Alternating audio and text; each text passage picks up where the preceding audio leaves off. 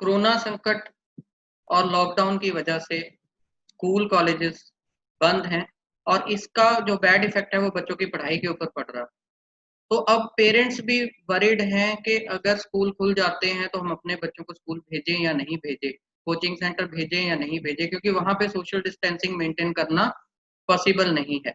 Second thing is कि जो online classes ली जा रही हैं, उसका भी फीडबैक ये है, अगर सर्वे के बेस पे जाएँ, तो पेरेंट्स कह रहे हैं कि उसमें भी बच्चों को बहुत ज़्यादा लर्निंग नहीं हो रही, क्योंकि वो क्लास 40 या 45 मिनट्स की होती है और उसमें 1 दिन में 1 ही सब्जेक्ट कवर किया जाता है। जबकि पास्ट में हमारे बच्चे जो थे पहले स्कूल में 6 घंटे पढ़ते थे, उसके बाद ट्यूशन के लिए 2 आवर्स जाते थे।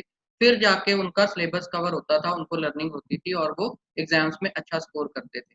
अब एक और ड्रॉबैक हुई है ऑनलाइन स्टडी की वजह से या वैसे भी लॉकडाउन की वजह से, जो हमारे बच्चे हैं उनका जो मोबाइल स्क्रीन टाइम है वो लगभग 50 टू 60% इंक्रीज़ हो गया है। मैं यहाँ पे मोबाइल फ़ोन के बच्चों की हेल्थ के ऊपर क्या इफ़ेक्ट्स है उसके बारे में बात नहीं कर रहा, लेकिन मैं स्टडी के रिलेटेड बात करना चाहता हूँ कि अगर इस साल स्कूल नहीं खुल रहे या लेट खुल रहे हैं, तो क्या आपके बच्चे का ये साल खराब तो नहीं हो जाएगा?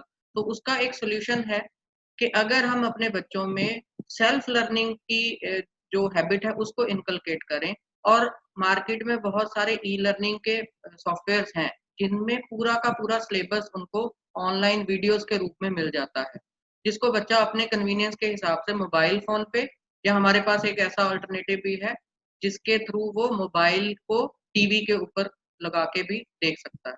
तो अगर उन सॉल्यूशंस को यूज़ करके आप अपने बच्चे को पढ़ाओ और वो उसकी प्राइस भी जो है बहुत ही नॉमिनल हो, तो that is the right solution. हमारे पास भी एक ऐसा सॉल्यूशन है, हम आपको एक ऐसा सॉफ्टवेयर, एक ऐसी ऐप प्रोवाइड कर रहे हैं, जिसकी अगर आप मंथली कैलकुलेट करो तो कॉस्ट सिर्फ 500 टू 700 पर मंथ होगी, जो कि ट्यूशन फीस से भी कम है।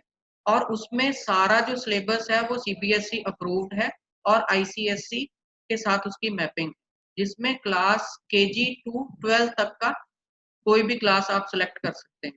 तो अगर आप इस सॉल्यूशन को लेना चाहते हैं तो हमें 8427829997 पर कॉन्टैक्ट करें डेमो के लिए। अभी मैं आपको उसमें से कुछ डेमो वीडियोज़ दिखाता हूँ। Electric motor. An electric motor is a rotating device that converts electrical energy to mechanical energy. Electric motor is used as an important component in electric fans, refrigerators, mixers, washing machines, computers, MP3 players, etc. Do you know how an electric motor works? An electric motor, as shown here, consists of a rectangular coil ABCD of insulated copper wire.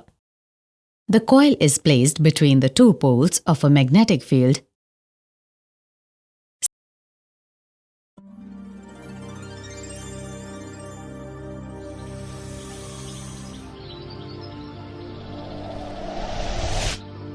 Preposition.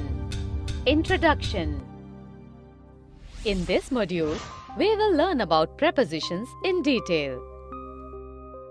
By definition, prepositions are words that join a noun, a pronoun, or a group of words acting as a noun with another part of a sentence.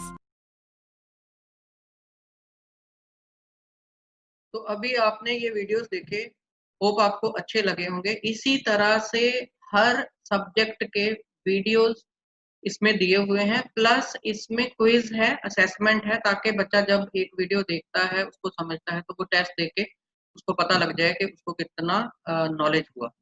तो mostly जो market में ऐसे e-learning softwares हैं, वहाँ पे वो ज़्यादा focus maths और साइंस के सब्जेक्ट पे दे रहे हैं। हमारे इस ऐप में मैथ, साइंस के अलावा इंग्लिश, हिंदी और एसएसटी, कंप्यूटर वगैरह भी इंक्लूडेड है, जो कि एक आप कह लो कि एडिशनल एडवांटेज है, जो मेन सब्जेक्ट हैं, वो सारे के सारे कवर्ड हैं। तो आप डिसाइड करें, क्योंकि ये एक बहुत अच्छी डील है कि आप के बच्चों की पढ़ाई खराब ना हो और वो ट्यूशन पे भी ना जाएं, और अगर वो स्कूल भी ना जाएं तब भी वो घर पे बैठ के पढ़ सकें और सेल्फ लर्निंग के थ्रू और हमारे इस सॉफ्टवेयर के थ्रू अपना जो है वो सिलेबस को कवर करके लर्निंग ले सकें। धन्यवाद। जय हिंद।